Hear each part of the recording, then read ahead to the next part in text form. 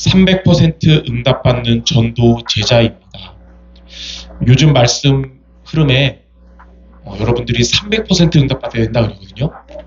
보통 100% 응답받아야 되는데 300% 응답받으라는 말이 어떤 말인지를 알아야 되고, 또 여러분들이 오늘부터 300%의 응답을 모두가 받으시기 바랍니다. 자, 그러면 첫 번째 300% 응답의 시작이 무엇이냐면, 저와 여러분이 성령의 인도를 받는 것입니다. 하나님의 최고의 응답 받으려면 하나님의 인도를 받아야 돼요.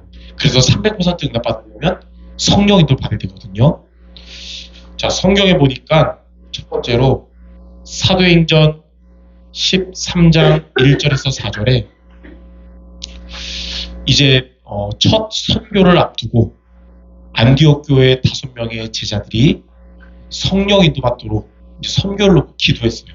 왜냐면 이제 선교를 처음으로 가야 되니까.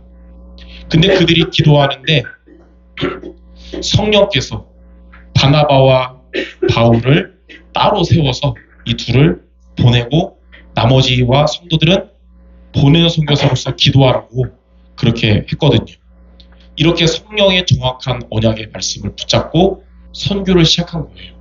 이처럼 여러분들이 선교라든지 직업이라든지 무엇이든 우리가 새로운 시작을 할 때는 성령 인도를 받아야 됩니다. 그래서 정확한 응답을 받고 새로운 시작을 해야 되는 거예요. 하나님이 주시는 정확한 응답을 가지고 시작하는 선교가 되고 시작하는 업이 돼야 하나님의 300% 응답 받을 수 있어요. 그래서 무엇이든 새로운 시작할 때는 내 생각으로 하는 게 아니라 성령 인도 받으시기 바랍니다. 그래서 정확한 하나님의 응답으로 시작하는 거예요. 두 번째, 사도행전 16장 6절에서 10절에 보니까 바울과 이 전도하는 팀이 아시아로 가려고 했는데 문이 막혔어요. 전도 문이 막힌 거예요. 그때 바울은 그 자리에서 성령 인도 받도록 기도했습니다. 근데 하나님은 이 문이 막혔다는 것은 다른 곳을 예비하셨다는 거예요. 어디를 예비하셨냐면 로마 복음화를 염두에 두고 마게도냐라는 곳으로 하나님이 이끄신 거예요. 그래서 사도행전 16장에 빌립보로 가게 된 겁니다. 이처럼 저와 여러분이 문이 막힌다는 것은 지금 이 길이 아니라는 거예요. 하나님이 준비하신 전환점을 맞이하게 될 겁니다. 더 좋은 길로 하나님이 이끄실 거예요.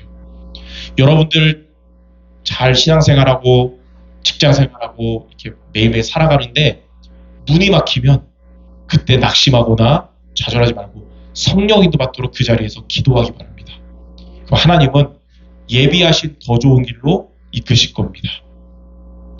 자, 세 번째, 사도행전 19장 1절에서 10절에 바울과 이 전도팀이 에베소라는 지역에 가서 이제 그 에베소의 전도 운동을 놓고 본인들의 힘으로 할 수 없기 때문에 성령 인도받는 전도 운동대로 기도했거든요. 근데 마가다락방에 임한 성령의 충만함을 체험하게 됐습니다. 저와 여러분이 전도의 축복을 누리려면 성령 인도받도록 기도해서 성령 충만을 얻고 현장으로 나갈 수 있어야 되는 거예요. 자, 이처럼 바울은 공통점이 뭐냐? 어떠한 상황이든지 무엇을 놓고 기도했냐면 성령 인도받도록 기도해서 이렇게 응답받은 겁니다. 그래서 저와 여러분들 하나님의 300% 응답받는 시작이 뭐냐? 성령의 인도를 받는 것입니다. 그래서 성도 여러분들이 인본주의 쓰는 것이 아니고 내 머리로 하는 게 아니라 성령의 인도받는 여러분 되시기 바랍니다. 자, 그러면 두 번째로 오늘 여러분 말씀 들으면서 그래, 내 삶이 또 전도가 헌신 모든 것이 성령 인도받아야 되는데, 그럼 두 번째, 성령 인도를 받으려면 어떻게 해야 되냐? 여러분의 영적 상태가 영적 서밋이 돼야 됩니다. 다시 말해서 하나님이 주시는 성령으로 충만한 상태가 되면 성령에도 받게 돼요. 그 모든 일을 할 때 여러분이 중요한 판단이라든지 중요한 결정을 해야 될 때 있잖아요. 그때는 여러분의 영적 상태가 좋을 때 결정해야 돼요.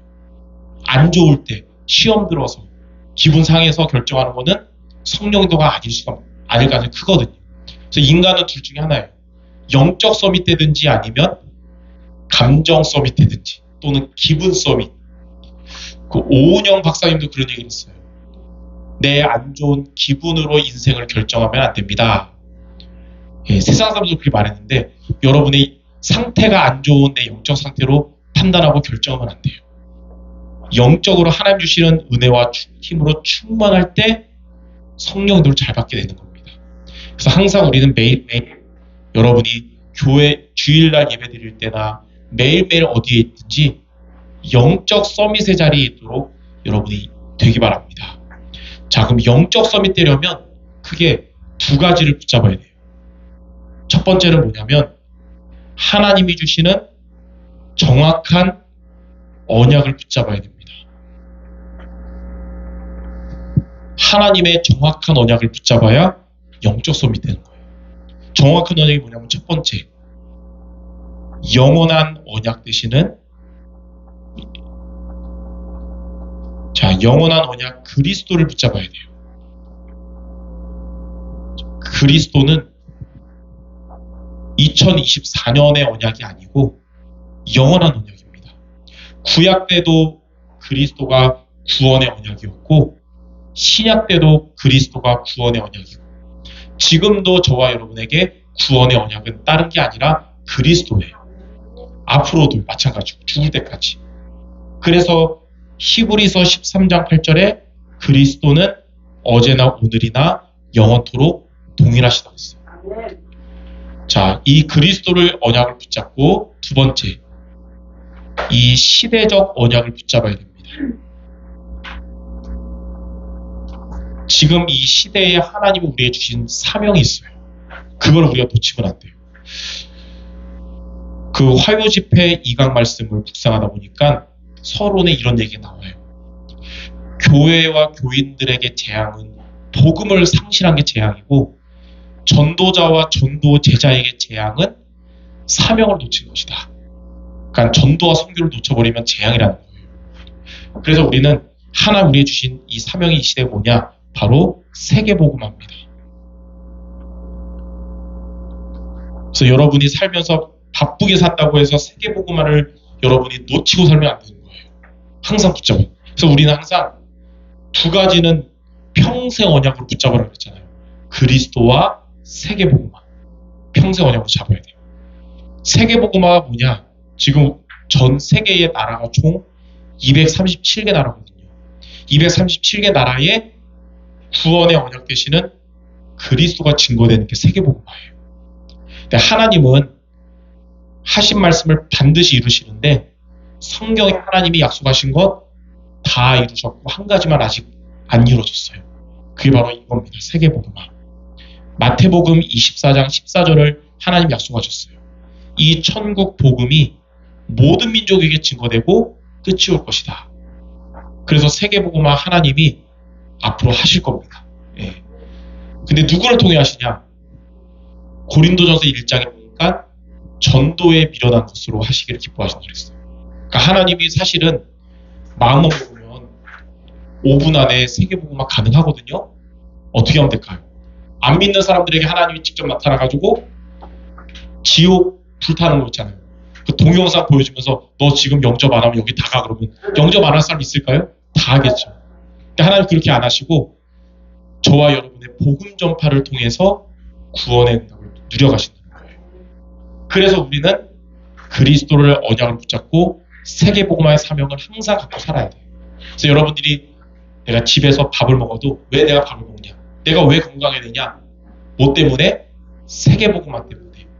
여러분이 주일날 예배드리고 은혜 받고 전도 모든 것이 일하는 것 모든 것이 세계복음화 때문에 되시기 바랍니다. 자, 그리고 세 번째, 이렇게 영원한 언약 그리스도를 여러분 붙잡았고 우리의 끝은 세계복음화. 그럼 지금 우리가 걸어가는 매주마다 매일마다 우리는 강단의 언약을 따라가야 되는 것입니다. 강단의 언약이 뭐냐면 주일 예배를 통해 하나님이 목사님을 통해 주시는 말씀 붙잡아야 됩니다. 매주마다 매일마다. 그러면 시편 119편 105절에 주의 말씀은 내 발의 등이요 내 길의 빛이니이다. 말씀을 따라가는 여러분의 미래 발걸음은 미래가 어두워 보여도 주의 말씀이 저와 여러분의 빛이 되고 등이 될 것입니다. 사도행전 20장 32절에는 이 말씀을 붙잡으면 그 말씀이 하나님 말씀이 여러분을 든든하게 세우시고 모든 믿는 자들 앞에 기업을 얻게 하신다 그랬어요. 예.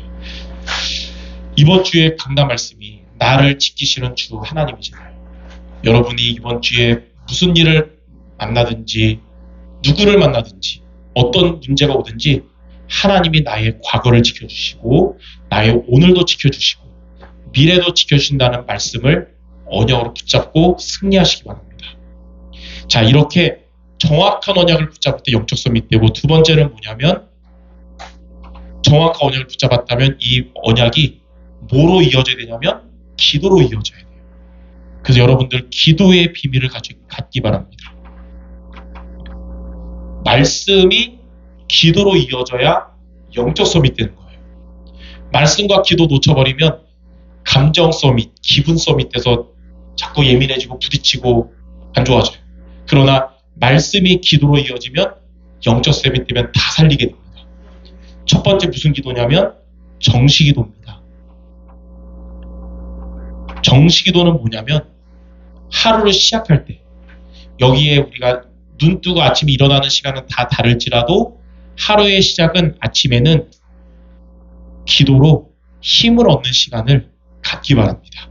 하루의 시작은 힘을 얻는 기도. 그게 바로 정시기도예요. 예수님도 공생의 기간 동안에 마가복음 1장 35절에 새벽 미명에 일어나셔서 한적한 곳으로 가셔서 기도의 힘을 얻으셨어요. 예수님도 아침에 기도의 힘을 얻었으니까 우리도 아침에 기도의 힘을 얻어야 될까요? 우리는 예수님처럼 안 해야 될까요? 매일마다 기도의 힘을 얻으시기 바랍니다. 자, 두 번째 우리가 할 기도는 무시기도입니다. 자, 무시기도가 뭐냐면 이제 낮에 여러분이 현장에 나가서 사람들 만나고 일하고 그럴 때 여러분에게 찾아오는 모든 생각을 기도로 바꾸는 것입니다. 생각 중심 되지 말고 기도 중심 돼야 돼요. 그러면 하나님이 여러분의 마음 생각 지켜주시고 하나님 여러분의 삶을 돌보아 주실 거예요. 내가 내 생각 중심 되는 걸 보고 내가 나의 목자예요. 그러나 기도 중심 되면 하나님이 여러분의 목자가 되십니다. 시편 23편 1절에 여호와는 나의 목자시니 내게 부족함이 없으리로다. 자, 세 번째 집중기도입니다. 집중기도.